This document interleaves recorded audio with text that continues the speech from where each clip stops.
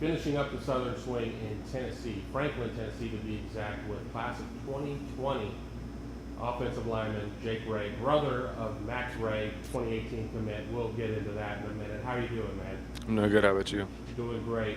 I mean, it's got to be pretty exciting playing alongside your brother and seeing him go through this process as your process ramps up. I mean, what are your thoughts at this early point about recruiting?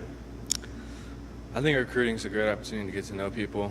Of course, if you know people, you can get a lot more done. It's just a great opportunity to get exposure, and I just have this opportunity, and I want to use it to the best of my ability. Do you go to school on what he went through with his process? Just kind of say, okay, I like how he handled this, and maybe I'm a little different here. I mean, is it something to where you can absorb a lot of things that he went through for yourself? Yeah, of course. I always come to him for advice whenever I need it. But this is my own recruiting process, so I'm going to have my own thought process. I'm going to go through it a different way. But he does help me out a lot. Obviously, he's going to probably be in your ear a little bit, and I can expect some family trips up to Columbus once the season starts, and once he is on the team. I mean, what are your thoughts on Ohio State? Ohio State is a great school. It's in a great area. It's historically been an incredible school with a bunch of great coaches and a bunch of great players. They produce very good offensive linemen, especially Orlando Pace, who's incredible. It's a very good school. What's your relationship like with Coach Stead? I like Coach Stead a lot. He has this sort of just feeling to him. If you talk to him, you get a smile on your face, his voice, everything about him. He's a really cool guy. In the media, we can't understand a word he says. Can you understand him? I mean, I can understand him. He sounds a little bit like my head coach, but. Okay, but maybe it's just speaking offensive line, and when you had a chance to meet some of the players, did they talk to you about slob life? About what? About slob life. They call the offensive linemen call themselves the slobs, and they have a whole culture about it. Or are you still? Is it something that you're still going to have to be introduced to? I'll have to be. I'm fine with being a slob. I don't care. I don't know if I need to be introduced to it or not. Let's talk about a couple of other schools as well. LSU is a school that's been showing you some love. What have you seen out of the Tigers, and what's going on there?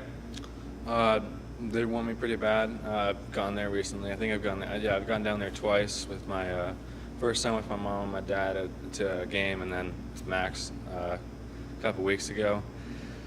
I kind of call him every once in a while. Austin Thomas, the general manager there. I have a pretty good relationship with him. He went to BGA, which is right across the street from Franklin. He's from here. His family's here. He's always going to be from the 615. Coach Orgeron, I know pretty well. He's a really cool guy. It's kind of like Coach Stud, and with the voice and everything like that, and how energetic they are. And Coach Grimes, I really like Coach Grimes. He's a very technical person, a very technical coach. They all know what they're doing. And Coach Canada, of course, the new hire. I have confidence in him of what he did at Pitt and his previous schools. I think he's going to do a great job, and they're just on the up. Right, I was going to say you gravitate toward coaches that most people have a hard time understanding. Coach O, that thick Cajun accent. He's a handful to try and understand what he's saying sometimes. Yeah. A third school you mentioned to us early on was Memphis, and not part of the Power Five right now, but they had a nice run there, and the new coaches come in and seems to be carrying that torch well. What is it about the Tigers there? Memphis, I actually know the 2017 Abina Eze. He's going to go there. I know him very well. We were one of his first friends coming over from Nigeria. Coach Shellerfield was probably the first offensive line coach that I had a conversation with and had a relationship with at first. I went to one of their camps, and he told me to call him, and then he offered me. And then we've just been keeping this relationship, and I've gone down there, and I've talked to the coaches, and then two of our players here are going to go down there. There's not much you can do with all the rules and regulations, but what they can do, they do very well. Right, so that familiarity of having some guys coming from Franklin and going down there definitely helps, with creating that maybe a little bit of ease there. Yeah.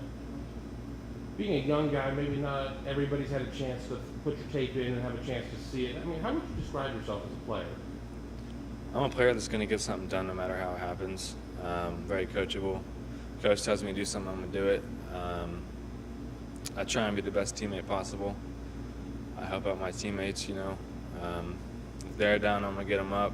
I'm just one of those guys that's always going to be there for the team.